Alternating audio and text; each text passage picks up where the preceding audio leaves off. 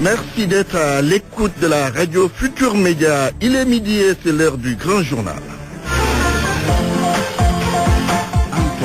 Khalifa Ababakar Sall retourne devant le juge cet après-midi. Et avec ses déboires actuels, le maire socialiste de la capitale est mentalement prêt à faire face à toute épreuve. C'est ce qu'a déclaré son chef de cabinet, la députée Aminata Diallo. Dans une de ses plaidoiries sur RFM Matin, Maître El Hadj Diouf, un des avocats de Khalifa Sall, exclut toute transaction de la part de son client. En même temps, il éclabousse Moustapha Diakhaté et Benoît Sambou de la paire. D'après la robe noire, ils ont eu à bénéficier de la caisse d'avance. Benoît Sambou se réserve le droit d'ester en justice pour diffamation contre Maître El Hadj Diouf. À quelque chose, malheur est bon, dit-on. L'affaire Khalifa Sall a fini par regrouper toute l'opposition. Vous allez le constater dans quelques instants. Et puis la série meurtrière sur nos routes a créé une psychose chez les usagers des transports en commun. C'est la grosse frayeur quand certains doivent faire de longues distances. Reportage dans ce midi. L'actualité internationale, les titres avec Sorna Natambay. Bonjour Sorna. Bonjour Antoine Diouf. Après le Mali, le Niger enregistre de lourdes pertes. Un détachement de la gendarmerie a été attaqué et 5 éléments ont été tués. Une attaque terroriste pas encore revendiquée, mais les regards se tournent vers le Mujao, mouvement pour l'unicité et le djihad en Afrique de l'Ouest. Aux États-Unis, après la signature du nouveau décret migratoire, les protestations continuent. Le Soudan, parmi les 6 pays concernés, parle de profonds regrets et demande à Trump de revenir sur sa décision. Cher Tidiane Diagne, bonjour. Bonjour à vous Antoine Diouf. Les titres sport avec vous. Confiance et sérénité règnent dans la tanière à l'avant-veille de la confrontation avec la Guinée en demi-finale de la CAN junior de football. Jeudi, le Sénégal croise le Chili à 16h. Vous entendrez dans ce journal un des défenseurs de l'équipe coachée par Joseph Koto. Nous ferons aussi le bilan à mi-parcours du championnat professionnel de football. Le championnat sortant cool. Il s'agit de l'Union sportive de Gorée. Le premier Génération Foot toise ses concurrents. Ligue des champions en Europe, on connaîtra ce soir les 2 premiers qualifiés pour les quarts de finale. Avantage cependant au Real Madrid, mais aussi au Bayern de Munich. Franck Federix, président de la commission d'évaluation des JO 2024, a démissionné hier de son poste au sein de la task force de l'IDESAF chargée de la réintégration de l'athlétisme russe. Cher Tidiane Diagne, développement de tous ces titres aux alentours de 12h20. Retenez que vous aurez la chronique de Pape Sambakan comme tous les mardis et puis la nouvelle tournure notée dans l'affaire de la caisse d'avance de la mairie de Dakar. C'est le sujet de Point de Vue. Bienvenue à toutes et à tous.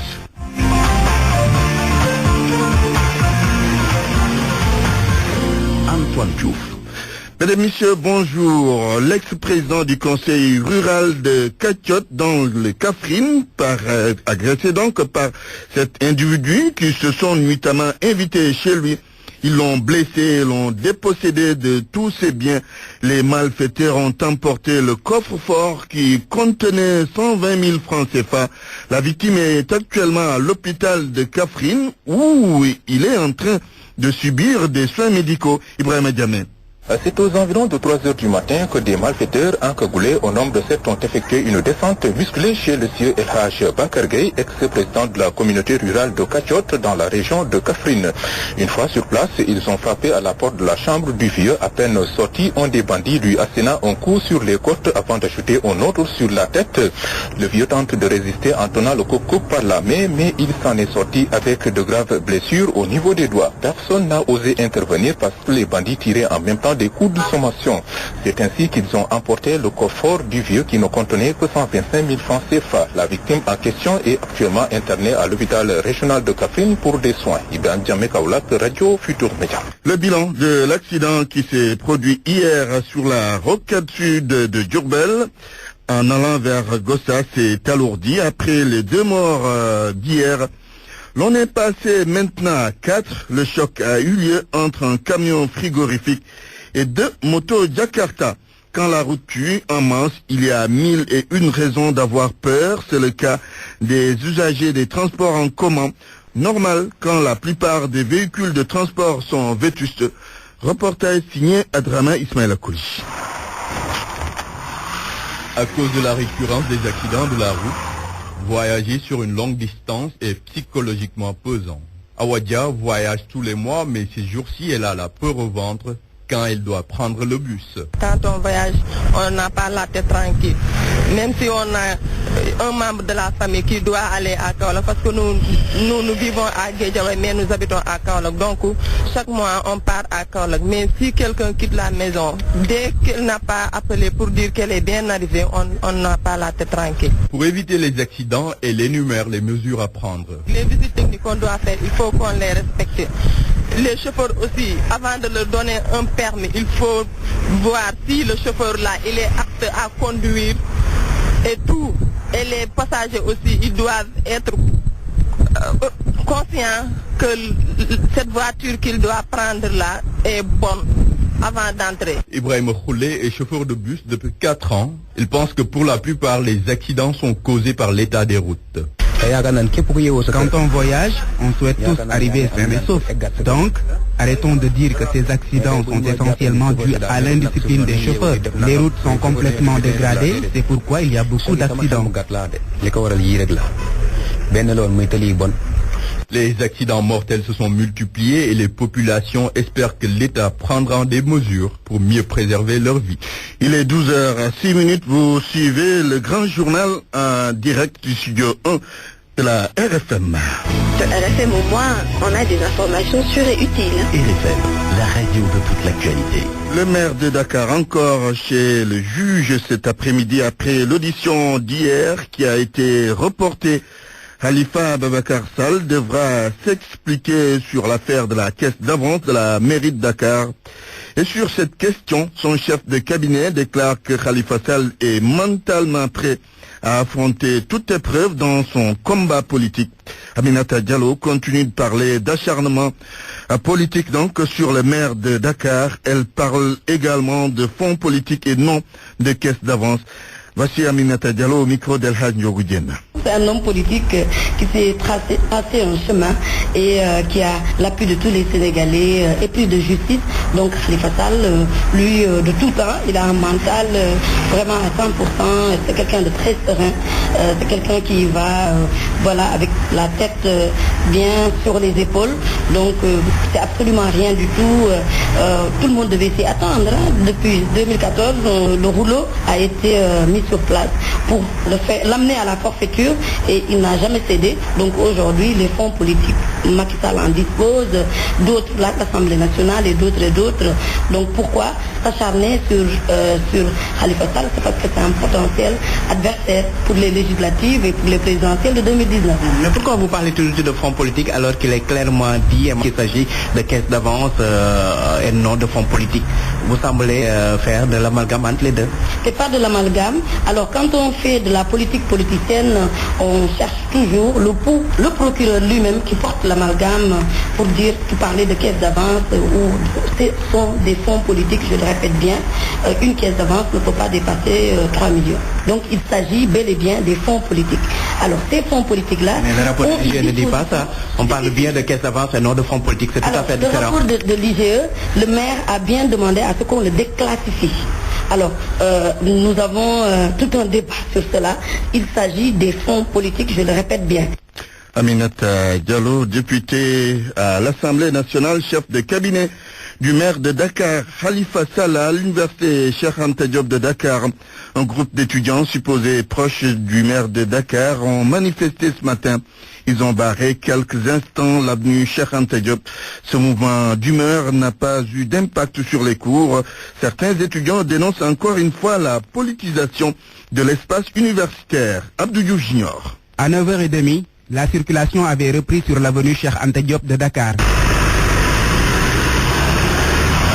Les forces de l'ordre étaient encore sur les lieux, armées de lacrymogènes, des pneus brûlés, des impacts de pierres, des véhicules qui déviaient encore. Tout cela confirme le passage d'étudiants furieux. Ils l'ont montré, mais aucune trace de ces manifestants. Certains étudiants accusent des sympathisants du maire de Dakar, Khalifa Sall. J'ai entendu qu'ils se sont levés pour dire non au président Macky Sall aux accusations faites sur la personne de Khalifa Sall. Ils regrettent et dénoncent la politisation de l'espace universitaire. À la place des pierres ou bien des coups de pied ou des coups d'épaule, on a besoin des débats d'idées.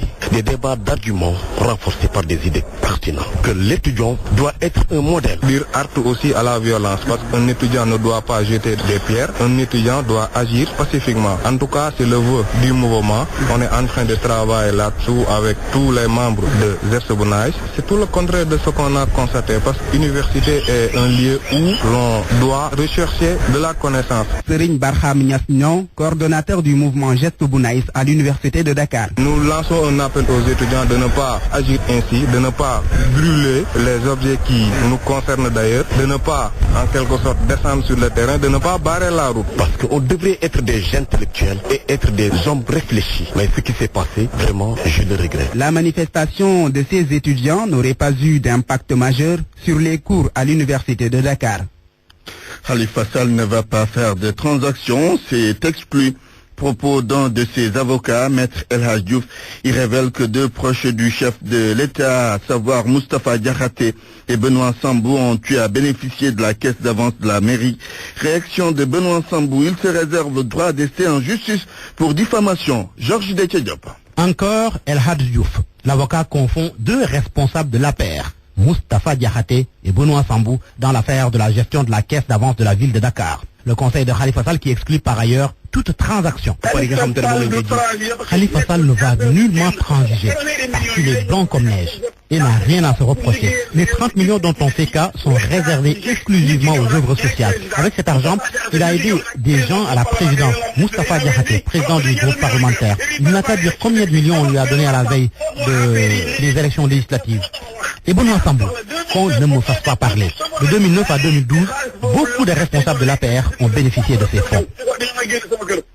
Le président du groupe parlementaire Benno Bokk Yakaar, injoignable, le ministre Benoît Sambou recadre El Hadj Diouf non sans faire dans la menace. Moi j'étais salarié et conseiller technique du maire de Dakar. Je travaillais et je méritais mon salaire. Personne ne peut dire que j'ai pris un seul rond ou que ce soit parce que je n'étais pas ordonnateur, je n'étais pas bénéficiaire, j'étais un salarié. Je suis le premier à être peiné par tout ce qui leur habite et qu'on ne fasse pas de l'amalgame.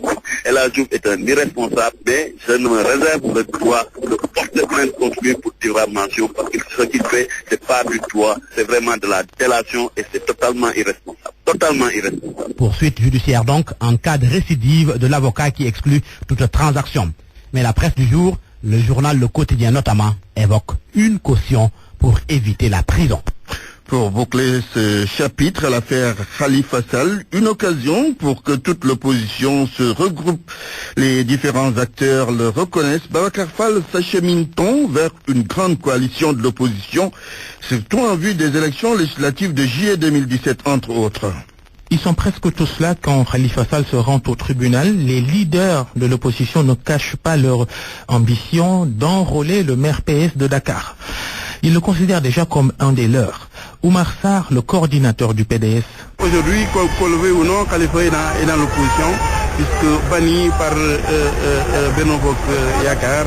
Nous sommes pour une liste unifiée, une liste unique donc de l'opposition. Et nous pensons vraiment que toutes les forces vives, toute l'opposition sénégalaise devrait travailler à construire une coalition gagnante. Et nous pensons que nous pouvons le faire. Dans le camp de Khalifa Sall, on est prêt à s'engager dans ce qui ressemble à une grande coalition de l'opposition qui se dessine. Barthélémy Diaz, l'un des plus proches du maire de Dakar. Remercier le PDS pour l'alliance qu'on s'apprête à nouer. Et aujourd'hui, il s'agit de travailler à permettre au peuple sénégalais, pour une première fois dans l'histoire politique du Sénégal, de pouvoir avoir un environnement dans lequel nous serons en cohabitation. Une grande coalition pour faire face aujourd'hui aux dérives du pouvoir, avec des forces politiques, des forces syndicales, des forces de la société civile, des mouvements de jeunes, des mouvements de femmes. Et cela ouvre forcément la voie à d'intéressantes empoignades lors des prochaines compétitions électorales. Babacar Fall, il est 12h14. RFM, la radio de toute l'actualité. La radio de toute l'actualité. Antoine Diouf. Kayar, dans la région de Thiès, l'un des plus grands centres de pêche au Sénégal, le poisson est rare en ce moment. Certains pêcheurs seraient à l'origine de cette situation. C'est du fait du trop-plein de pirogues et de la pêche Sauvage, correspondant chez Anta Diop. Kayar, les ressources halieutiques se raréfient, aggravées par les effets du changement climatique. En cette période, trouver du poisson dans ce plus grand port de débarquement constitue un calvaire. Parce que vous savez aujourd'hui que si les ressources halieutiques se raréfient, c'est parce qu'il y a une très forte surcapacité de pêche. C'est parce qu'il y a un trop-plein de pirogues, il y a un trop-plein de pêcheurs. C'est la pêche sauvage, pour m'exprimer ainsi. Pour parer à toute éventualité, l'association ouest-africaine pour le développement de la pêche artisanale met en place un projet pour former les pêcheurs et femmes transformatrices des produits halieutiques de Kayar en technique de pisciculture. Moussa Mbeng, le secrétaire exécutif. L'alternative pour nous, c'est l'aquaculture. À Kayar, c'est la première fois dans l'histoire de Kayar que nous réalisons ces bassins piscicoles, qu'à côté de la pêche naturelle, que les gens puissent quand même développer, élever le poisson eux-mêmes, à l'image de ce qu'on fait pour les poulets. Et comme ça, on peut même amener du poisson là où il n'y a pas de l'eau. Et c'est important. Matindaou, la présidente des femmes transformatrices des produits halieutiques de Kayar, estime que ce projet est venu à son heure. Parce que le poisson est en fuite, il n'y a plus de poisson. La rareté, le changement climatique qui joue aussi, surtout à Kayar. Le projet, il est venu 100% pour la population. Ses partenaires et l'Agence nationale de développement de l'aquaculture comptent pour valoriser cette potentialité à Kayar. Les pêcheurs l'ont accueilli avec enthousiasme. RFM Thiès, Cheikh Anta Diop. La journée internationale de la femme, c'est demain et notre correspondant à Rufisque a été frappé par cette dame qui s'active dans le maraîchage depuis quelques années à Diamniadio. Avec cette activité, Fatou Mbeng, c'est son nom, parvient à s'en sortir et même à prendre d'autres personnes en charge. Isidore Alexandre Sen. À la voir, elle paraît jeune, trop jeune même. Pourtant, Fatou Mbeng a dépassé la quarantaine. Elle n'a qu'une seule passion, les champs. Elle en est au moins à sa 10e année comme maraîchère. Mais sauf les carottes, je cultive des carottes, oignons et choux. Je le pratique depuis plus de 10 ans. Et poivrons. Son amour pour son activité ne fait aucun doute. Aujourd'hui, elle fait face à des inquiétudes liées à ses 2 hectares d'oignons arrivés à maturité, mais ne trouvant pas d'acheteurs. L'oignon est arrivé à maturité, mais l'oignon importé nous ravit la vedette. J'ai même des camarades qui ont amené leurs marchandises à Thiaroye, mais elles n'ont pas de clients. C'est pourquoi je suis restée prudente. Le gel des exportations d'oignons ne fait pas son affaire. Sa dépense quotidienne vis-à-vis de ses employés lui taraude l'esprit. J'ai dépensé des millions pour acheter des semences, puis j'ai labouré. J'ai également payé l'eau et l'engrais. J'ai engagé des femmes que j'ai payées. Divorcée et mère d'un bout de bois de Dieu, Fatou a sous sa responsabilité une famille. Elle prend en charge des enfants de ses proches. Avec mon travail, je nourris ma famille, j'aide mon prochain, je construis ma maison, je suis avec mon enfant et d'autres personnes que je nourris. Je suis une femme divorcée. La journée du 8 mars, elle l'attend avec beaucoup d'espoir. Selon Fatou Mbeng, c'est l'occasion de poser les véritables questions qui militent dans le sens de favoriser l'épanouissement de toutes les femmes. Isidore Alexandre Sen, Diamniadio, RFM. L'actualité internationale. Bienvenue Sornana Tambaï. Merci Antoine. La Mauritanie, le projet de modification de la Constitution continue de diviser. Des manifestations ont éclaté dans la capitale. Des membres de l'opposition et ceux du pouvoir se sont retrouvés dans la rue et il y a eu des accrochages. En direct de Nouakchott, Mohamed Diop. Bonjour Mohamed. Bonjour Anata. Alors, est-ce que le calme est revenu ou c'est encore tendu? Alors en ce moment même où je vous parle, on entend encore les forces de l'ordre utiliser les gaz lacrymogènes pour de toute façon disperser les manifestants de l'opposition. Il y a un peu plus tôt une autre manifestation, c'était cette fois-ci une manifestation pro-pouvoir. Qu'est-ce qui se passe? Il y a un timing, il n'y a pas photo, c'est que toutes les 2 manifestations se sont tenues devant le Parlement mauritanien, qui est en question extraordinaire, donc pour discuter, pour débattre sur les modifications de la Constitution. Il y a 3 points ou 4 à retenir sur ces modifications. Il y a la suppression du Sénat, la création de conseils régionaux et le changement des drapeaux nationaux. Pour le pouvoir, ce sont des changements de toute façon qui sont très importants. ce que l'opposition refuse, l'opposition qui dit que voilà, ce sont des changements qui n'ont aucune importance de toute façon à leur dire. D'accord, merci Mohamed Diop en direct de Nouakchott. Mohamed Diop qui va donc suivre tout cela pour nous, Antoine. Exact. Niger, après le Mali, le pays enregistre de lourdes pertes à cause des terroristes. 5 gendarmes nigériens ont été tués dans l'ouest plutôt du pays, non loin de la frontière avec le Mali et le Burkina Faso. Un 6e gendarme a été grièvement blessé, toujours selon un communiqué du ministère nigérien de la Défense. La réaction immédiate des forces de sécurité a permis de repousser les assaillants et de quadriller le secteur. Des opérations sont en cours pour les neutraliser également. La localité où l'attaque s'est produite fait partie des 7 départements où le gouvernement a décrété le 3 mars dernier l'état d'urgence face aux nombreux assauts attribués à des groupes terroristes maliens liés notamment au Mujao, mouvement pour l'unicité et le djihad en Afrique de l'Ouest. En Côte d'Ivoire, les syndicats de la fonction publique toujours sur le qui-vive. Ces travailleurs avaient suspendu leur grève le 27 janvier dernier pour 1 mois, mais ils pourraient bien décider de reprendre le mouvement d'humeur à l'occasion de leur assemblée générale prévue vendredi prochain. Et pour cause, depuis le début de la trêve, aucune évolution dans les négociations avec le gouvernement. D'après le président de la plateforme nationale des syndicats et des organisations professionnelles du secteur public. Toutefois, une rencontre entre les deux parties est prévue aujourd'hui. La question des arriérés de salaire reste le point le plus important. Côte d'Ivoire, toujours, le gouvernement tente encore de calmer les soldats en colère. Le pouvoir avait accepté de verser 12 millions de francs CFA à 3400 soldats qui s'étaient mutinés en début janvier dernier. D'autres groupes s'étaient signalés pour réclamer la même somme. C'est le cas des ex-combattants qui sont en contact avec le gouvernement depuis des semaines. Ils veulent aussi des postes dans les services publics. Rendons-nous à RDC où la situation politique reste confuse et l'Union européenne évoque des sanctions. Alors, les responsables politiques sont appelés à respecter les termes de l'accord du 31 décembre. Les 28 ministres européens des Affaires étrangères ont adopté un texte en menaçant de prendre de nouvelles mesures restrictives individuelles à l'encontre des leaders politiques et des membres des forces de sécurité. L'Union européenne avait déjà sanctionné 7 hauts responsables sécuritaires du régime du président Joseph Kabila. Ils avaient été reconnus coupables de violences et ont fait une 50aine de morts en septembre dernier à Kinshasa. L'UE demande aux parties prenantes, en particulier la majorité présidentielle, à traduire l'accord en actes afin d'aboutir aux élections avant fin 2017. On termine avec les États-Unis où Donald Trump revient à la charge. Le président américain a signé une version revue et corrigée de son décret migratoire.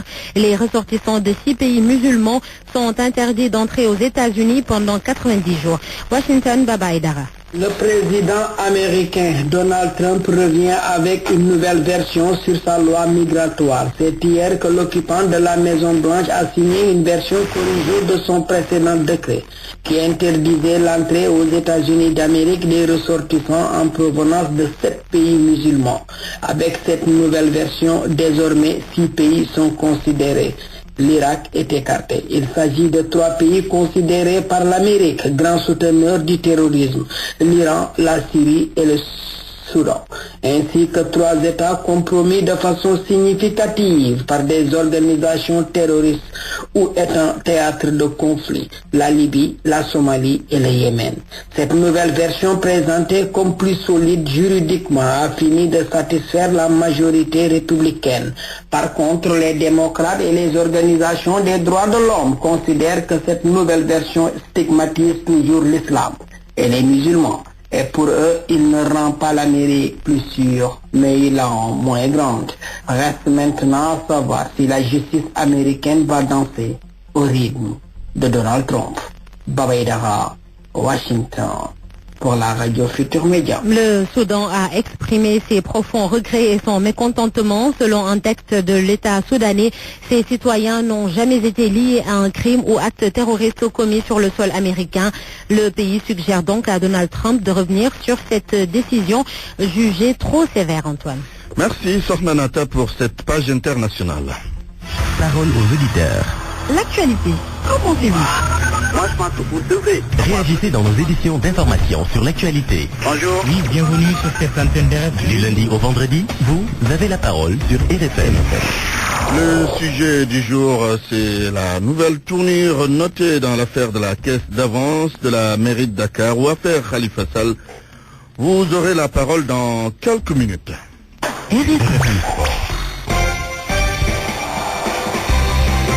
N'est-ce pas, cher Tigane Gagne, on ouvre avec la CAN Junior de football.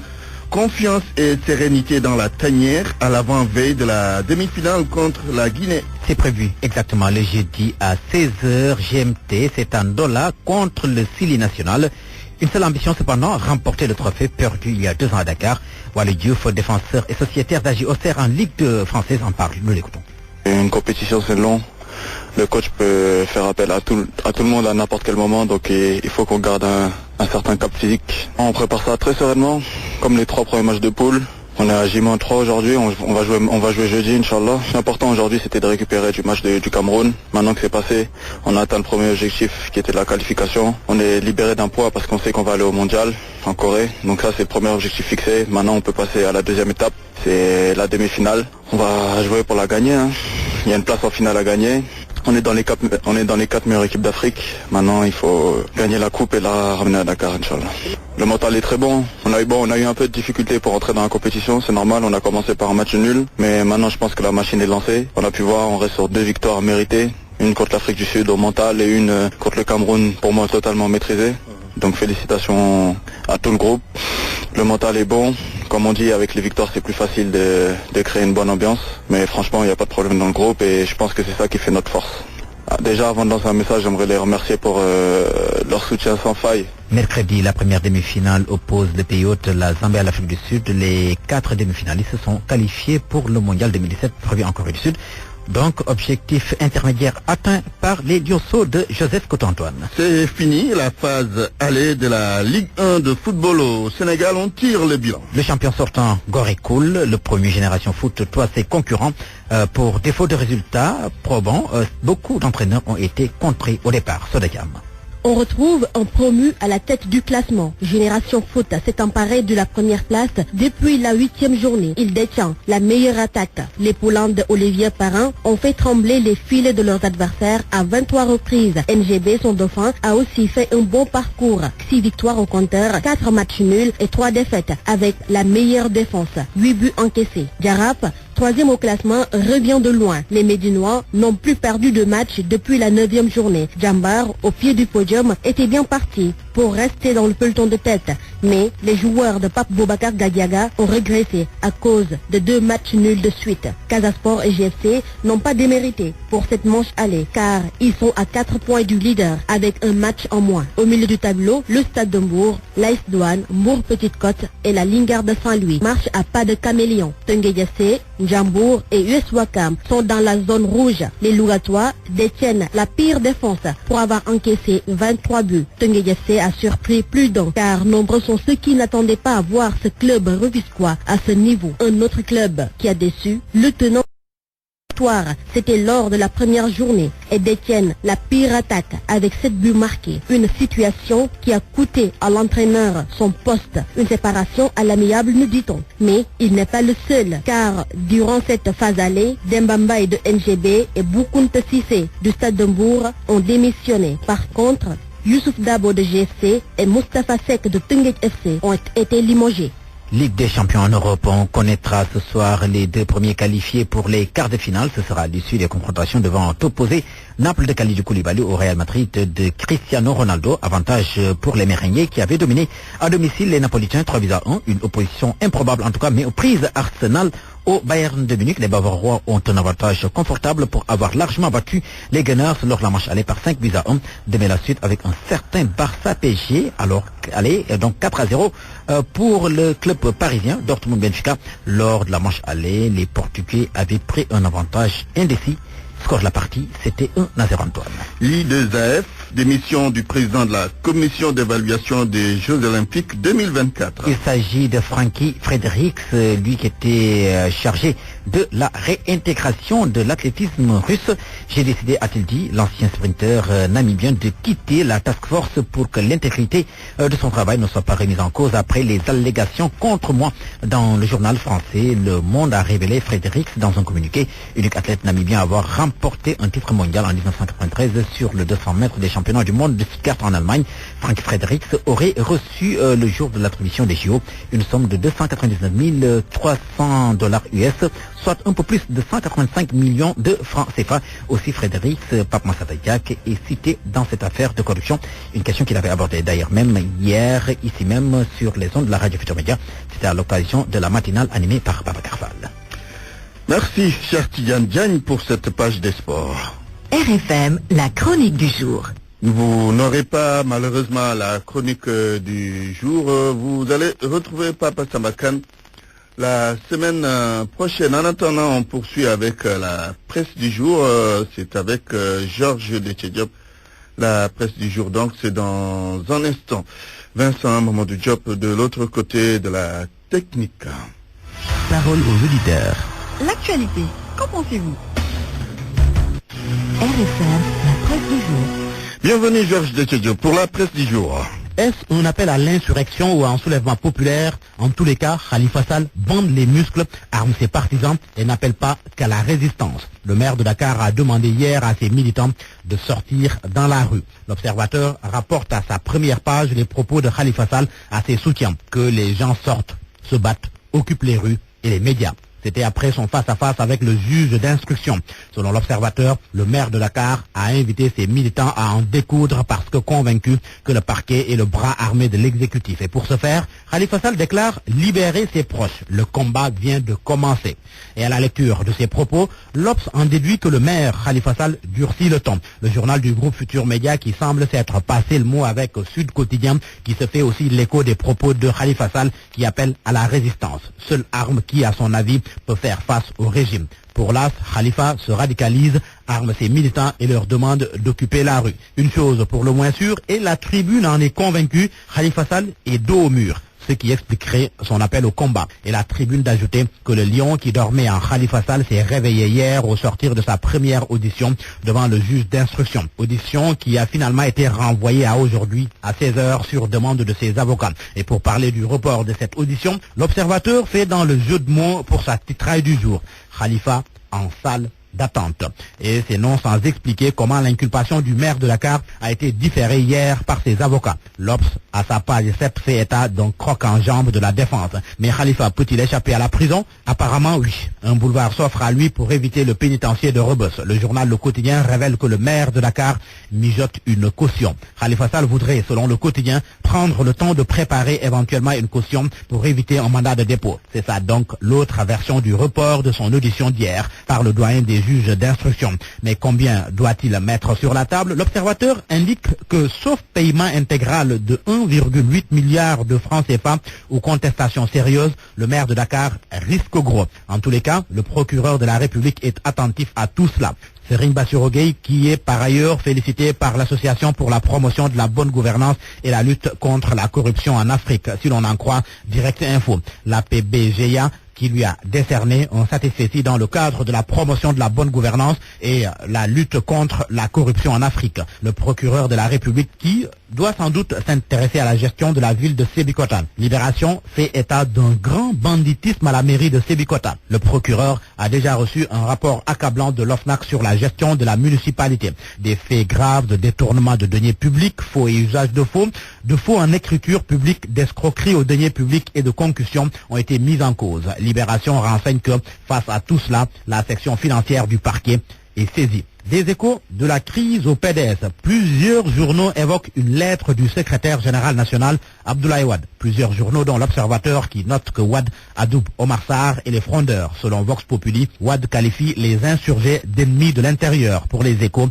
Wade choisit Omar Sarr et dénonce les pions du régime tapis dans le PDS. Seulement, dans l'Observateur, Farba Senghor soutient que la lettre n'est pas authentique. Cette interview de Aïda Mbodj à lire dans Enquête, la responsable libérale, déclare que nous assistons à une gestion manichéenne du régime actuel. Et ces quelques mots de Aïda Mbodj à la une de Enquête et qui risquent de faire débat.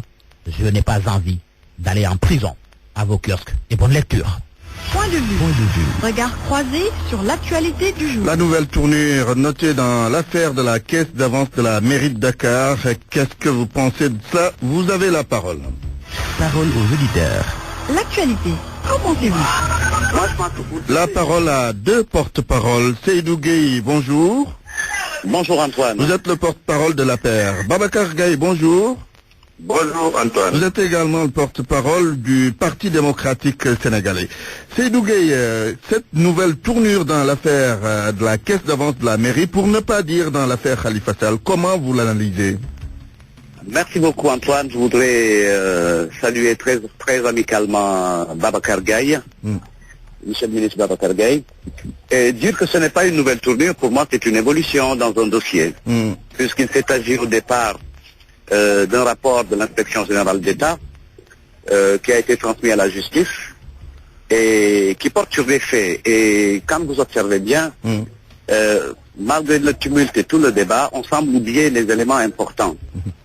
Et parmi ceux-ci, il s'agit de fausses factures qui ont permis le mouvement des fonds par rapport à une réglementation très claire sur le régime juridique des fonds politiques et des caisses d'avance. Et en l'occurrence, il ne s'agit pas de fonds politiques. Justement, le débat tourne autour de ça. Les partisans de Khalifa Sall parlent de fonds politiques désormais. Vous parlez de caisses d'avance. De régie d'avance. C'est quoi la vérité? C'est une régie d'avance, pour être plus précis. Puisque M. Gaye le dira tout à l'heure, puisque lui, il connaît très bien la gestion des collectivités locales. Ce dont il s'agit, une régie d'avance, vous mouvementez les fonds à partir de justificatifs. Et dans le cas d'espèce, il semble établi, pour ce que nous avons entendu de la part du procureur et par les médias, de factures qui ont servi de justificatifs pour mouvementer mensuellement 30 millions de francs CFA, ce qui équivaut à 1 million de francs par jour, au titre de riz et de mil qui ont été achetés. Il s'est avéré que ces factures étaient fausses. Elles ont permis le mouvement. Quand vous êtes dans le régime des fonds politiques, les fonds politiques ne requièrent pas de justificatif pour leur mouvement. Et au regard de ce que je sais de la législation, il n'existe de fonds politiques dans aucune municipalité. Autrement dit, qu'est-ce qui justifierait le statut spécial de la ville de Dakar au regard des collectivités locales qui ont la même dignité? Conclusion, il faut arrêter de parler de fonds politiques. Non, ce n'est pas le sujet. Le sujet, c'est quoi? C'est comment on a utilisé une entreprise, un GIE qui s'appelle Trabar, qui est propriété d'un vendeur de café, pour mouvementer des fonds sur une longue période, au prétexte d'un riz qui a été acheté, que les magasiniers n'ont jamais vu, et qui ont permis ces factures de donner le bon à payer, qui est une procédure qui permet le mouvement des fonds. Donc c'est ça la question. Le juge nous dira, mais on vous retrouve dans quelques instants, Seydou, en attendant de poursuivre avec Babacar Gaye. Babacar Gaye, d'abord, votre point de vue sur l'évolution de cette affaire, avant de revenir sur le débat relatif à la régie d'avance et aux fonds politiques. Votre point de vue sur l'évolution de cette affaire. Je vous remercie Antoine et je salue au passage donc mon ami Seydou Gueye, le ministre donc Seydou Gueye, et confirme en réalité qu'il s'agit d'une régie d'avance qui est prévue par la comptabilité publique, qui a ses règles de création, de fonctionnement et de contrôle. Les pièces justificatives ne sont pas des pièces à fournir pour décaisser les ressources. Vous avez quand même quelques problèmes de réseau. Peut-être votre... Pourtant, j'ai pas bougé de là où je suis. Très bien, là c'est mieux encore. Vous pouvez poursuivre. Très bien. Alors, donc je disais que les pièces justificatives, comme leur nom l'indique, servent à justifier les dépenses qui ont été effectuées sur la caisse d'avance. Les rubriques de la caisse d'avance sont identifiées dans l'arrêté de création et parmi les rubriques qui concernent le cas Khalifa Sall, il y a effectivement une rubrique qu'on pourrait considérer à ce qu'on appelle fonds politique, qui est un nom générique.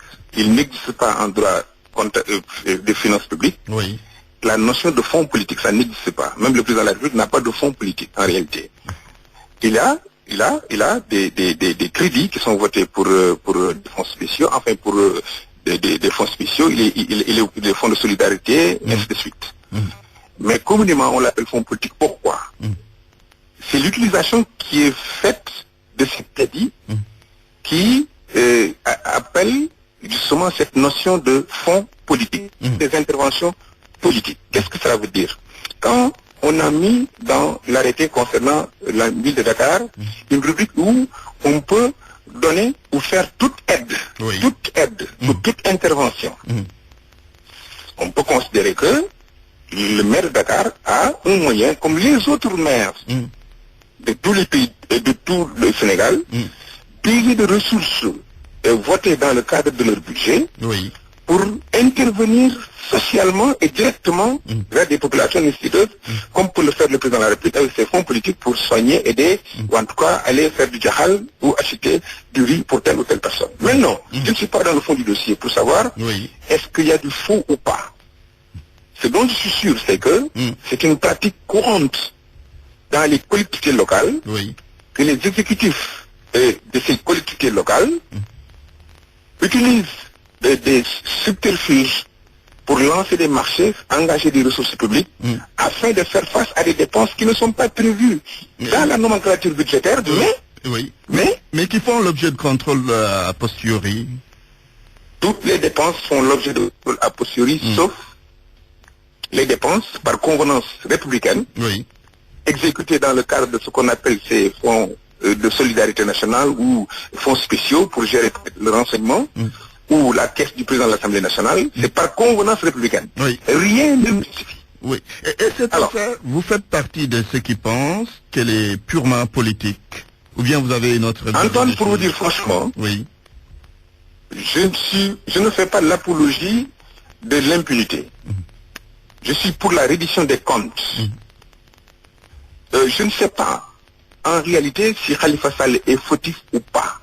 Par contre, ce que je sais, nous sommes dans un contexte politique tendu entre le régime, surtout Benno Bokk Yakaar, et ceux qui ne sont pas dans Benno Bokk Yakaar, y compris ceux qui, en réalité, ont participé à l'élection de M. le Président de la République. Khalifa Sall en fait partie. On a l'impression que il n'y a que ceux qui ne sont pas dans le Benno Bokk Yakaar qui font l'objet de poursuites judiciaires en termes de gestion. Les exemples font foison. Aussi bien les rapports de l'IGE que les rapports de l'OFNA, que des dossiers qu'on aurait pu, de mon point de vue, enclencher, dont on pourrait enclencher les procédures pour les éclairer. Malheureusement, on ne fait pas. Non, pas du tout, on ne sait pas. Attends, je termine, c'est important, ce que je veux vous dire. Vous voyez, est-ce que c'est politique ou pas? Pour éviter que cela soit perçu comme une affaire politique, il eût été, de mon point de vue, plus judicieux de faire ou d'accepter entre gentlemen ce qu'on pourrait appeler une trêve judiciaire. Nous sommes à quelques 2 mois du dépôt des listes des législatives. Toute action menée par le gouvernement, qui est gérée par le pouvoir, par un parti politique, qui a des ambitions de garder le pouvoir, pourrait être interprétée comme étant une attaque délibérée de l'opposition. Ça, c'est ce que j'en fais. Vous pouvez garder la ligne. On va terminer avec vous dans quelques instants. Seydou, vous êtes toujours en ligne? Oui, je suis toujours là. D'autres membres de votre parti sont concernés, en tout cas dans des affaires similaires à celles de Khalifa Sall. Je ne sais pas exactement. En tout cas, le ministre de la Jeunesse l'a dit sur cette antenne. Pourquoi on ne parle pas on parle beaucoup plus du cas de Khalifa Sall et autres? Mais si vous faites un peu l'étiologie de la dynamique, vous allez vous rendre compte que c'est le maire Khalifa Sall lui-même qui a ouvert des séquences médiatiques. C'est lui-même qui a parlé avant d'avoir été convoqué, c'est lui qui dit les raisons pour lesquelles il est convoqué. Donc je pense que c'est une stratégie qui ne sont mais en même temps, des responsables de votre parti ne sont pas convoqués. Ce qui reste constant, c'est que ce rapport a été transmis totalement à l'inspection générale de l'inspection générale d'État à la justice. Et quand vous faites l'analyse, l'Alliance pour la République a le plus grand nombre de maires dans notre pays. Donc il y a des maires de l'Alliance pour la République qui seront concernés. Ils vont être convoqués? Ça c'est le temps de la justice, ça je ne sais pas. Mais du point de vue de la lutte contre l'impunité, il n'y a pas de raison qu'on protège un maire de la paire pour s'acharner contre un autre. On ne s'acharne sur personne. Mais je voudrais revenir un peu sur... en tout cas, c'est l'impression que l'opinion a aujourd'hui. Oui, mais l'impression n'est pas la réalité. L'impression n'est pas la réalité. L'opinion est quand même importante. Je pense que ce que le ministre Babacar Gaye a dit est important. Il faut que les Sénégalais comprennent que la notion de fonds spéciaux, qu'on appelle fonds politiques, ce sont des questions de souveraineté. Et chaque fois, pour des besoins ou autres, qu'on utilise des fonds pour une autre destination, il y a l'idée de détournement. Donc il faut qu'on change de culture. Maintenant, ce qui me semble important dans cette affaire, c'est que personne n'a établi la culpabilité du maire de Dakar, puisque ce n'est de ressort de personne d'entre nous. Sinon de la justice, oui. Sinon de la justice. Il n'y a pas d'acharnement contre Khalifa Sall. Tout se passe comme si l'acharnement, c'est contre la justice de notre pays. Et ça, ce n'est pas acceptable puisque ça rompt le consensus démocratique et ça rompt le consensus dans l'état de droit. La question de la reddition des comptes est une exigence des citoyens. La question de la probité, elle est au cœur de nos pratiques. Et nous devons tous faire l'effort, puisque Babacar l'a indiqué très bien, dans les mairies, il y a des pratiques qui sont réputées régulières et normales, alors qu'en vérité, ce sont des pratiques détournées. Vous savez, même dans un même budget, du point de vue de la réglementation, quand vous utilisez des ressources qui sont prévues pour l'investissement au titre du fonctionnement, c'est pratiquement du détournement, puisque vous changez la destination. Et détourner, c'est faire amener, conduire vers un autre chemin. La question qui est posée, pour terminer, pour ce que nous en savons, c'est, il a été question de factures qui ont permis le mouvement de façon régulière et itérative.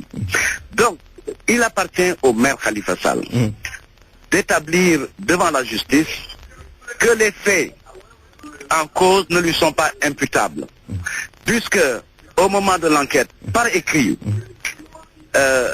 ses collaborateurs, qui ne sont pas des membres de notre parti, qui ne sont pas les membres d'une autre opposition, ont été très clairs dans leurs propos, qu'ils ont confirmé au niveau des enquêtes et qu'ils ont confirmé au moment de la confrontation. Très bien, très bien. Voilà, donc il n'y a pas de politique là-dessus. Bon, on verra bien ce que la justice dira à ce propos. En tout cas, merci Seydou Gueye. Je rappelle que vous êtes le porte-parole de la paire. Babacar Gaye, on termine avec vous. Reddition des comptes, vous militez en faveur de cela, vous l'avez dit tout à l'heure. Mais est-ce que vous pensez qu'il y aura des sanctions contre ces maires apéristes qui ont aussi les mains sales, il faut le dire ainsi, comme le disent certains d'ailleurs? Je peux penser positivement si le président de la République avait, comme il l'a fait dans le cas de Khalifa Sall, et là je ne suis pas d'accord avec mon frère et ami le ministre du Gueye, c'est pas l'IGE qui a transmis le dossier, c'est le président de la République qui peut transmettre le dossier lui-même, parce que c'est lui qui est destinataire du rapport. Alors si aujourd'hui le procureur est saisi par le président de la République, s'intéresse uniquement au cas de Khalifa Sall, on ne peut pas évoquer le temps de la justice. On aurait pu évoquer le temps de la justice si toutes les personnes qui sont concernées dans ce rapport, parce qu'ils sont nombreux, y compris la mairie de Guédiawaye, y compris Fatick, y compris Baldé, y compris Idrissa Seck. On a l'impression qu'on voulait prendre toutes les grandes figures de l'opposition et à l'accompagner d'une subterfuge en y mettant Guédiawaye où il y a le frère du président et Fatick qui est la mairie du président. C'est votre conviction, quoi. Mais non, c'est cousu de scriptant. Ce que je veux dire, franchement, est que il y a d'autres rapports. Il y a même des gens qui ont été épinglés, qui aujourd'hui se retrouvent autour du président de la République. On ne peut pas évoquer le principe de la reddition des comptes qui protégerait certaines personnes et qui serait valable pour d'autres personnes. Nous sommes pour une démocratie, nous sommes pour que les choses se passent dans une république correctement, nous sommes pour le respect des décisions de la justice si celles-ci sont prises dans un cadre d'éthique pour que tout le monde comprenne qu'en réalité, on veut assainir le milieu. Je ne suis pas convaincu demain que... Il y aura des poursuites contre les maires apéristes. Faut-il? J'attends le voir. Très bien, très bien. Babacar Gaye, merci. Vous êtes le porte-parole du PDS. C'est la fin de cette édition. Je vous rappelle les titres, mais avant cela la météo. Le ciel sera passagèrement nuageux au cours de la matinée sur la majeure partie du pays, devenant progressivement dégagé sur les régions ouest et centre au cours de la journée. Les passages nuageux vont persister sur le sud et l'est du territoire. Khalifa Ababakar Sall retourne devant le juge cet après-midi avec ses devoirs actuels. Le maire socialiste de la capitale est mentalement prêt à faire face à toute épreuve. C'est ce qu'a déclaré son chef de cabinet. Et puis la série meurtrière sur nos routes a créé une psychose chez les usagers des transports en commun. C'est la grosse frayeur quand certains doivent faire de longues distances. Journal présenté par Antoine Diouf, à la technique Vincent Mamadou Diop. Réalisation Babacar Fall et El Hadj Ndiogou Diène. 13h, El Hadj Ndiogou Diène justement pour la grande édition en Wolof. Tout de suite, c'est Dialgati Sibar. Excellent après-midi à toutes et à tous.